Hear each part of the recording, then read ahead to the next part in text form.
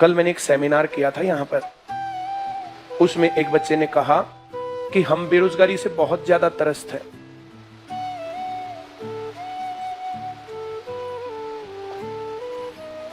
बेरोजगारी भारत की कितनी बड़ी समस्या है?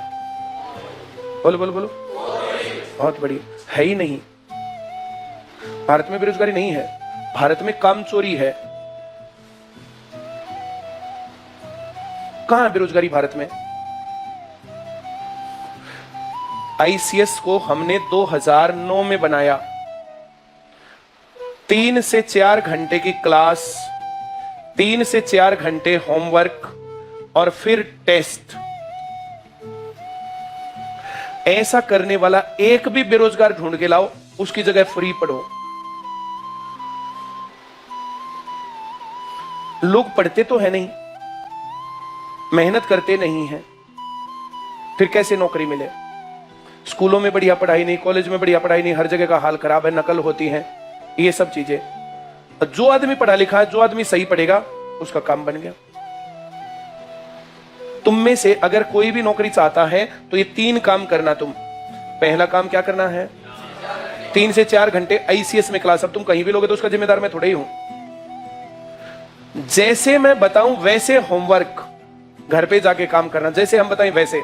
और जो टेस्ट हमने बना रखे हैं, वे टेस्ट कंटिन्यूअस देने हैं। तुम्हारी नौकरी ना लगे तो मैं जिम्मेदार। और 100% जॉब गारंटी किसको बोलेंगे? अब कोई क्लास लेगा नहीं, उसका हम क्या करें? कोई घर जाके होमवर्क करेगा नहीं, उसका हम क्या करें? टेस्ट जब लिए जा रहे हैं, टेस्ट देगा नहीं तो हम क्या करें उसका? क्लियर? अब बताना, भारत में बेरोजगारी है या काम चोरी? ये है सीधी सी बात। हाँ या ना? जी टीवी का नाम सुना तुमने? और जी न्यूज का?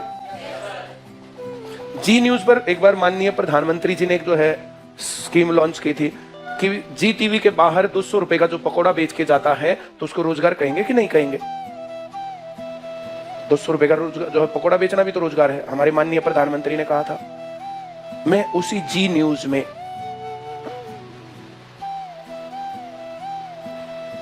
सेमिनार में गया और जाके कहा कि जिस जी न्यूज के स्टूडियो के आगे प्रधानमंत्री जी 200 रुपए पकोड़ा बेचने को रोजगार कह रहे हैं, उस टाइम पर हम जॉब की 100% गारंटी दे रहे थे। ये होती क्वालिटी। जी न्यूज वालों को ही बोला मैंने। तो मैंने उनको कहा, प्रधानमंत्री जी जब अगली बार आए ना तो उनसे पूछना एजुकेशन पर टैक्स क्यों लगा रहे हो? जब वो आए तो किताब और कॉपियों पर टैक्स क्यों लगा रहे हो? ये भारत का इकलौता देश है जहां पर इन पे टैक्स है। सरकार की तरफ से अपने एफर्ट तो है ही नहीं। अभी रिसेंट में नई स्कीम ले आए कि गांव के स्कूलों में से हिंदी, इंग्लिश, मैथ, साइंस, ये टीचर हटा दो। ये हटा देंगे तो फिर करेंगे क्या? फिर पढ़ाई कैसे होगी? ये सब चीजें। हाँ या ना? चाहे सरकारी स्कूलों में कुछ भी ना हो, फिर भी कई लाख बच्चे पढ़ते हुए कहां जाएंगे? जो बेहद गरीब हैं, जो सरकारी स्कूलों में पढ़ रहे हैं, अब वे कहां जाएंगे फिर? तो सरकार की तरफ से पढ़ाई का योजना नहीं है, तुम्हें अपने दम पर एफर्ट करना पड़ेगा। तुम अगर सरकार के भरोसे बैठे हो तो मामला खराब है तुम्हारा। होना चाहिए सरकार अच्छी शिक्षा दे, ये होना चाहिए। सरकार अच्छा स्वास्थ्य दे, ये होना चाहिए। अब नहीं है तो क्या करें? अगर नहीं है तो हमें अच्छे तरीके से पढ़ के अपने दम पर काम करना पड़ेगा। अंग्रेज भी तो नहीं पढ़ाते थे, उस टाइम पर भी बहुत सारे लोग पढ़े, पढ़ लिख करके आगे बढ़े। उन्होंने देश की आजादी में भी योगदान दिया, हर जगह पर काम किया। काबिलियत होगी तो आप लोग काम कर पाओगे, काबिलियत नहीं होगी तो दिक्कत है। कोई डाउट?